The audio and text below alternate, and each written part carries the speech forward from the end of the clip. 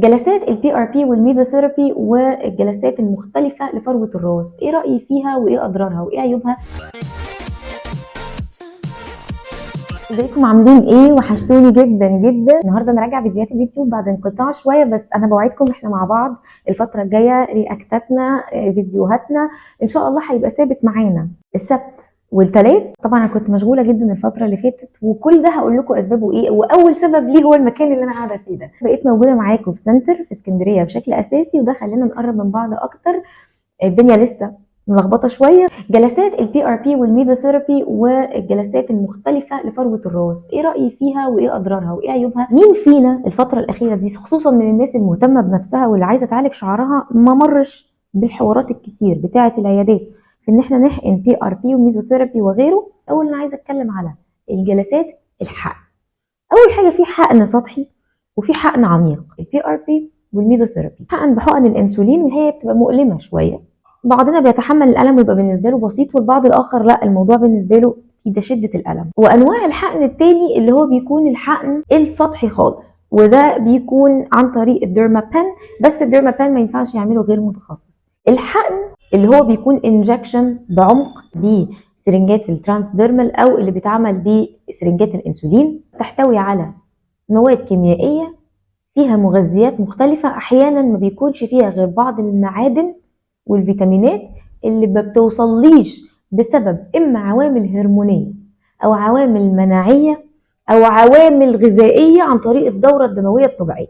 سواء كان سموا الامبولات دي ستام سيلز اللي هي الخلايا الجذعيه، يعني مفيش حاجه اسمها خلايا جذعيه، انا علمتكم كتير مفيش حاجه اسمها خلايا جذعيه حيوانيه تفضل موجوده في امبولات الفتره دي كلها، وان الموضوع محتاج هندسه وراثيه. الموضوع كبير جدا. البلازما هي عوامل نمو، يمكن احسن تقنيه فيهم دلوقتي هي الريجينيرا، ودي تقنيه حديثه شويه من البلازما، وانا بعترف بنتائج الحاجات دي ان فعلا هتوريني نتائج مبهره.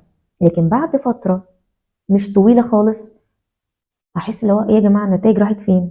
لا، ومش بس كده، الحاجات دي اللي بتشتغل بعمق معين ويبقى ليها تاثير معين وبتشتغل وبتوصل ان هي بتاثر في مستقبلات بصيلات الشعر الهرمونيه، ممكن بعد كده تسبب لي تراجع في النتيجه اللي انا وصلت لها.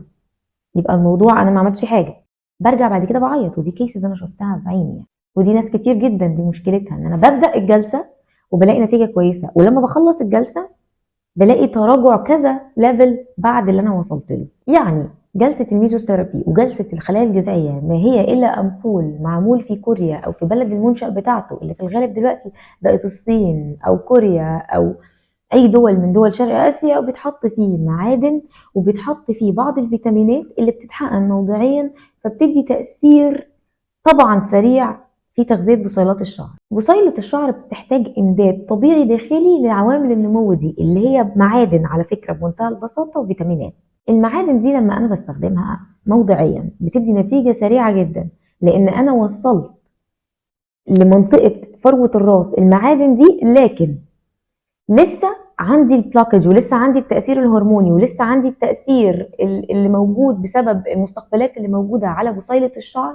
لما أنا أجي أوقف الجلسات دي أو حتى أباعد فترات تنفيذها، يبدأ بصيلة الشعر تضعف تاني، الشعر يقع أكتر، الشعر تبدأ تنكمش وتصغر ومتبقاش موجودة، الفراغات تبدأ توسع، يبدأ يحصل إحباط، يبدأ يحصل توقف عن أخذ أي علاج ومرحلة فقدان الأمل. مشكلتي الشخصية مع أي علاج مؤقت، عشان كده أنا ما بحبش الجلسات. أي مكان بيبدأ، أي عيادة بتفتح أي حاجة من دي، بيبقى عندها دايما المكسب الرئيسي، مش خلينا واضحين مع بعض، هو من تحويل أي بيشنت إن هو يعمل جلسات. فبقينا بنهول قوي الوضع. أنا بقول لكم أنا صيدلانية وعارفة كويس قوي الأمبولات والحاجات دي بتتعمل إزاي، عارفه كويس قوي محتوى الامبولات دي الميزوثيرابي والحاجات دي فيها ايه. انا بقول لكم ما هي الا بعض الفيتامينات والانزيمات والحاجات الموضعيه اللي مجرد ما بوقفها بترجع الحاله تتدهور تاني. عشان كده الميزوثيرابي والحاجات دي ليها استخدام في اللايبوليسيس او تفتيت الدهون، لان فيها بعض الانزيمات اللي بتشتغل لوكالي او موضعيا على تفتيت الدهون عند الحقن في عمق معين. ليه في ناس على طول بتنصحنا بجلسات البي ار بي وان دي الحل الوحيد لينا؟ بمنتهى الاختصار، انا كعياده او انا كسنتر كبير محتاجه ان البيشنت يشوف نتائج في اقرب فرصه ويبقى ساتيسفايد، وبالتالي يكمل معايا الجلسات على المدى القريب ويحط امل ان هو يكمل انترفلز متباعده على المدى البعيد. فبصراحه هو ليه منحى تجاري بشكل صرف يعني. ده كده بالنسبه لجلسات الميزوثيرابي والخلايا الجذعيه. البي ار بي باخد عينه من الدم وبعمل لها سنترفيوجيشن، فباخد منها البلازما وبفصلها عن الباقي، ودي بيبقى فيها اهم عوامل النمو اللي موجوده في الدم، وبتنشط جدا فعلا بات الشعر في فروه الراس. لكن بمنتهى الاختصار لما اوقف الحقن ده موضعيا وانا عندي عجز في استقبال المغذيات دي عن طريق الدوره الدمويه الطبيعيه، يبقى انا لو وقفت الجلسه مهما خدت منشطات او سبرايز ان هي تنشط لي الدوره الدمويه، انسوا ان يحصل اي تحسن وقتها. فنصيحتي ليكم اللي عايز نتيجه سريعه وهيروح ياخد الجلسات دي يعرف ان نتيجتها مؤقته. مش بس كده، لازم افهم قبل ما اعمل اي جلسه حقن ان جلسات الحقن دي بتعمل التهاب مؤقت، واحيانا بيبقى مش مؤقت، ممكن ينتج عنه زياده في افرازات الدهنيه، وده اكيد لان فروه الراس بتحاول تتعافى، ده حقن وتعوير في فروه الراس. الافرازات الدهنيه بتزيد، القشره بتزيد، وفي نفس الوقت ممكن يحصل اكزيما مع اهمال التعامل مع القشره دي.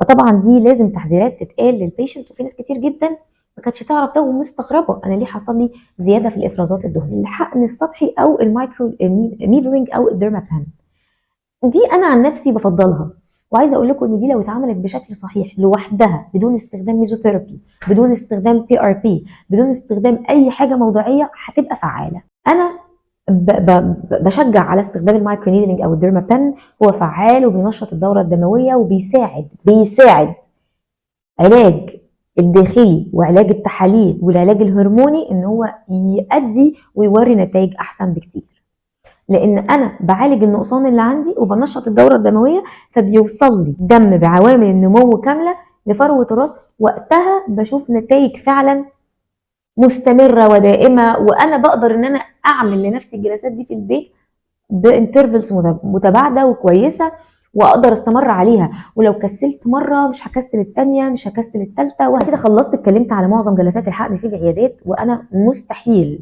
مهما اشتغلت مع ناس ان انا انصح حد بالموضوع ده. ركزوا جدا واعرفوا كل حاجه قبل ما انتوا تخشوا عليها، واعرفوا نتائجها ايه قدام وتاثيرها على الشعر واعراضها الجانبيه وغيره. اعملوا فولو على بيج الانستجرام عشان تعرفوا اكتر عن الكلينيك وعن السنتر، وان انتوا تيجوا ازاي تشوفوا على بيج الانستجرام. اكتبوا تجاربكم مع الجلسات دي في الكومنتس، مستنيه اشوف كومنتاتكم نفيد بعض. وميرسي جدا ان انتوا شفتوا الفيديو لغايه دلوقتي، شكرا جدا، باي باي.